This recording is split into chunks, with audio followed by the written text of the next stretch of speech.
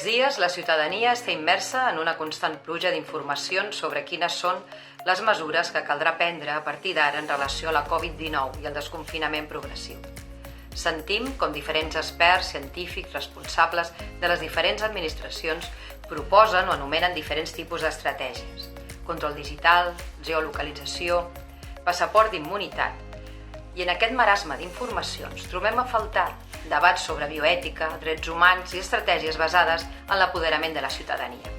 Ens preocupa que els resultats d'unes determinades polítiques avalades o proposades per la comunitat científica puguin vulnerar drets bàsics en funció de qui té el control i a quins interessos responen aquestes. Les entitats que treballem fa anys per fer front a la pandèmia de la sida ho sabem.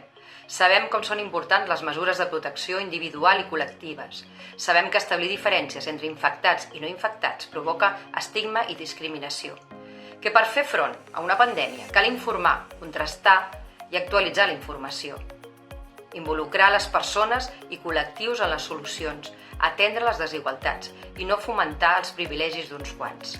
Cal una planificació estratègica de salut basada en uns recursos adequats que vetllin de manera continuada i donin resposta a la prevenció, l'atenció, el seguiment i els efectes sobre les persones, independentment de la seva situació administrativa. Aquesta és l'estratègia més efectiva.